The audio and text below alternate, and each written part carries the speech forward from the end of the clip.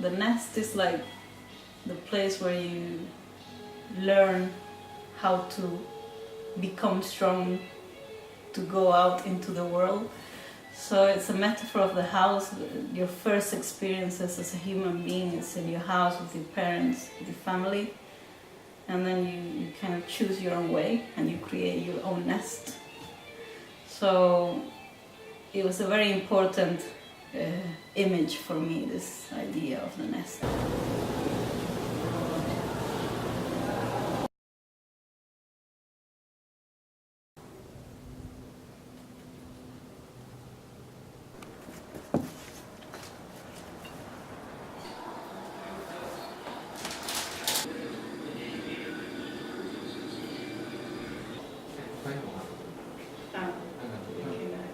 Before I came to Japan, I was teaching in university, and I had a drawing and color course in Los Andes University, which is the university where I graduated from. And well, it was half-time teaching, half-time creating my own work, and I used to paint before I changed into textiles. And I would paint in my house, in my apartment, because I didn't have a studio. And at some point it became filled with so many canvases that I found myself like going into the room and thinking, no, I can't keep doing this. This is I'm just creating objects, and I feel like it wasn't really going anywhere, just making more rubbish into the world in a way. I started to think in which way could I create works that are more environmentally friendly and lighter to carry and easier to actually make.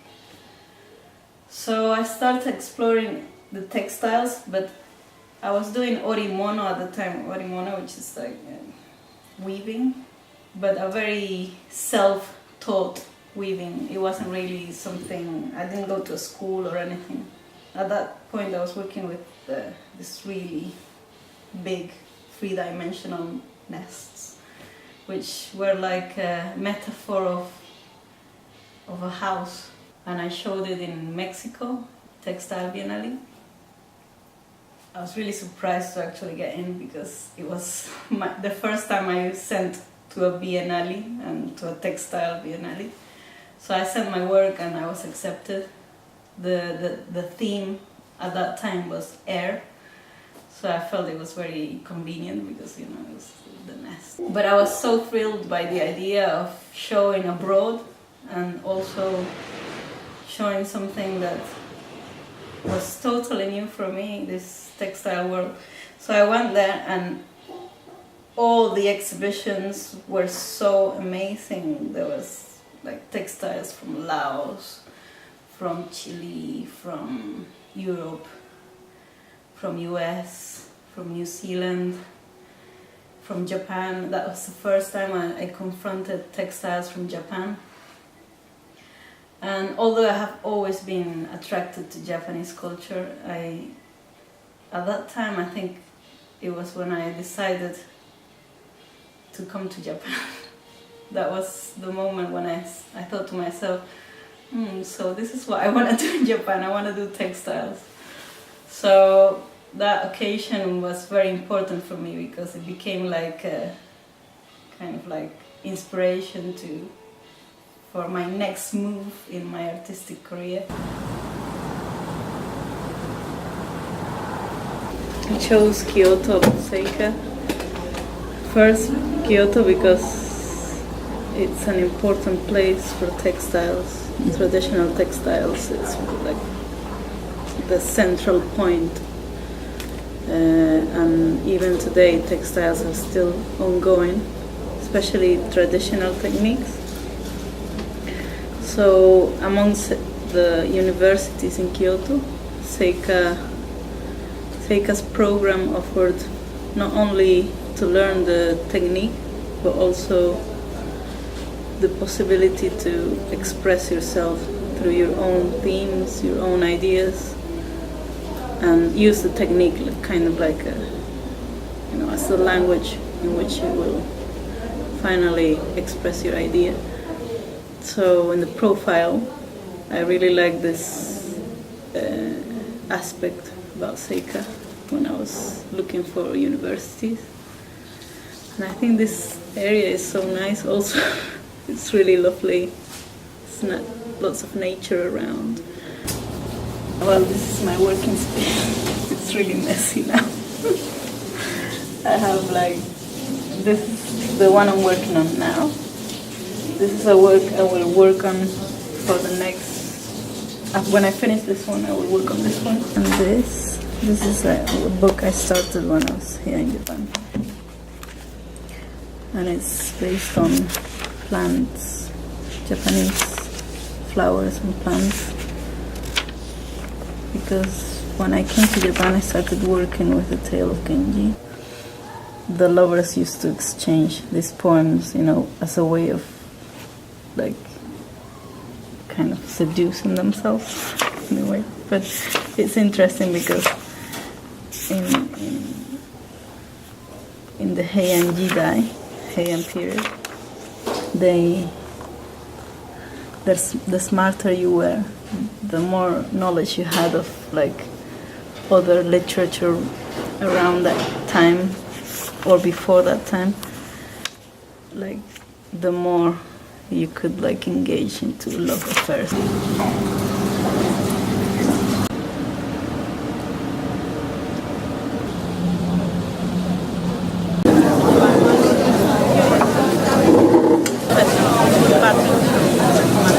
Rosanna's always really calm. I think that's my first word. And mature, structured critiques.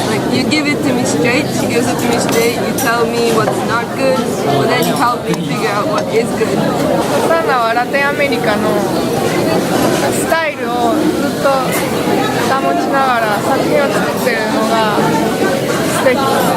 ロサナは、私いつもすごいと思うことがいっぱいあるんですけど、一番すごいと思うのはいつも人のいいところを探しているところです。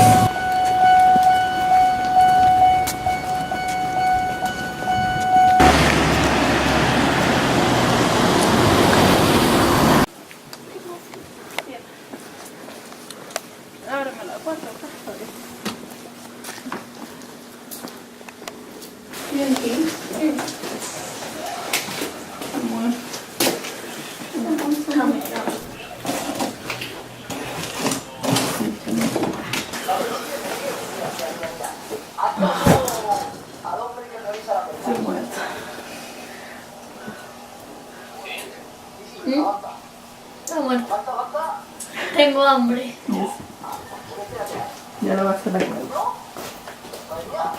I remember I got to Kyoto station and then I took a taxi to the place where I was gonna stay, and it was Sakura besides the river driving off, and it was so beautiful, and I was like, oh my god, I was really impressed by that river. That river was amazing for me. I was like, oh, thank you for choosing Kyoto.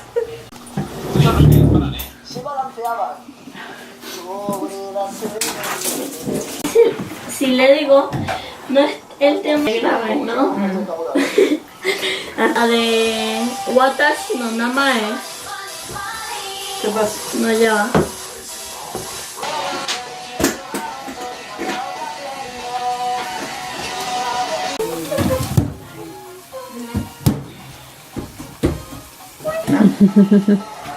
I will eat the whole one. The language is such a difficult thing for me. I still haven't managed to be good at the language. When you overcome these difficulties, when you acknowledge that it's difficult for you, you become humble in a way.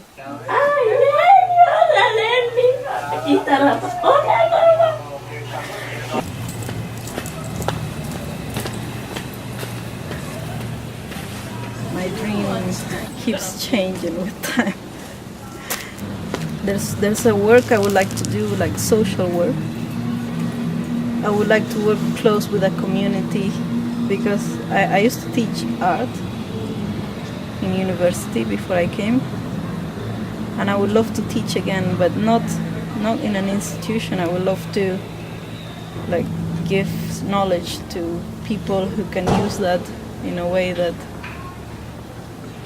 it can like change their lives. From, for example, this is in the frontier with Colombia. There's many artistic groups who are working with children who are these groups are saving the children from going to join the guerrilla, which is a very complex situation in Colombia now. So if I could do something like that, maybe those children won't become artists, but in the end, art is saving them from going into a world that is not what they should do in their lives. So that's something I would love to like do with my art, with teaching what I do.